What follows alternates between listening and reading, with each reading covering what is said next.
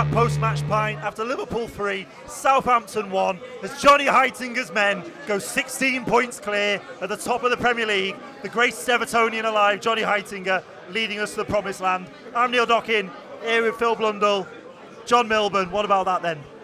Yeah, we were saying in the ground, I don't understand why big Johnny H didn't come to the cop end and give it the big fist bump. I understand why Slot doesn't want to do it, because it's a bit on the nose. But as you say, the greatest living Liverpudlian, is that these moments aren't going to come along very often for him. I'm really surprised he didn't give it a big one. Big 3 fist bumps. I mean, send the city into absolute rapture. What a fella, what a fella. He's a great man, there's no denying it. And I believe that's what you call a game with two halves. I mean, there have been games this season that have been won by players, won by the manager, where someone does individually something quite well. Sometimes, obviously, the team just plays well. But I think today's one of those for the lads that sit and watch the match on a video and tell the manager what's not working and what's working, and we should do this and we should do that. Because the substitutions at half time, the formation changed a bit. We basically went to a back two from what I could see. Almost like 2-5-3, almost second half. Andy Robertson was playing inside left at one point to use an old formation. It was just very different. Robbo made a huge difference, yeah, I thought. He did. Reminded me of the game last season. I'm not sure if it's Luton or maybe Sheffield United, where he comes on at half-time. Yeah, one of them. Behind, yeah. And he helps transform it. Him and Diaz, he gives Diaz such a platform. Yeah, Diaz was much better second half. Yeah. He had a really poor first half, but he had the full-backs tied in knots. They had to put 2 men on him at one point because they just couldn't cope with him, and he still kept managing to find his way past him. He was unlucky not to come off with more assists, goals, however you want to say he could have done more. He was just a bit unlucky with it, but he played very well, and he was part of getting them deeper and deeper and deeper. He took a good ball across for the Núñez goal, and even he couldn't miss that one. I don't think he probably could have had a go, but he puts it in the back of the net. And the intensity that we showed straight after half time, it was like, right, we need to sort this out. I think we've done that thing where we've gone, we're quite good at football, we'll roll the ball around, a gap will open, we'll pass it through the gap,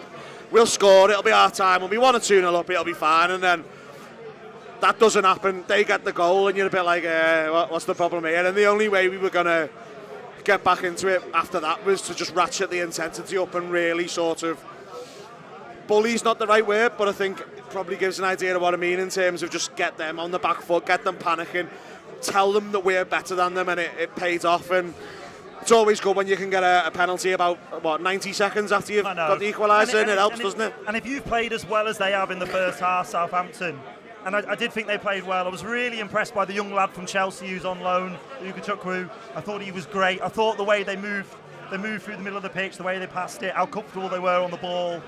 And we were lethargic too, looked like we were playing a little bit of in ourselves. But the goal before half-time puts a fire up the crowd, ignites the crowd. And obviously Arne Slot had a big half-time. And he has a big half-time in not only the changes he makes, but the changes he doesn't make. There's a lot of people around me calling for Núñez to go after that moment of madness. He could have seen red. Luis Diaz has been pretty ineffectual in the first half. But the substitutions, the changes, I mean, the team transformed in that second half.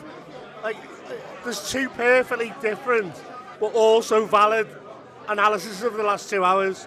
And one of them is a team that got run ragged midweek and playing the 38th hardest fixture of the season on paper. Important game midweek and a cup final next week. So they go in maybe thinking we can do this at 7 out of 10. And I think Liverpool were really intense right up to the point where there was the clash of heads in the first half, and that seemed to take all the air out of the balloon. The crowd went down. Great time for a piss though, wasn't it? Yeah. Absolutely fantastic. And the game really, really slowed down. And I thought some of the traits you've seen in Liverpool recently, where in possession, we're just a bit too sloppy. And I think we were ceding possession to a team that were low in confidence, and we built their confidence slowly during that first half.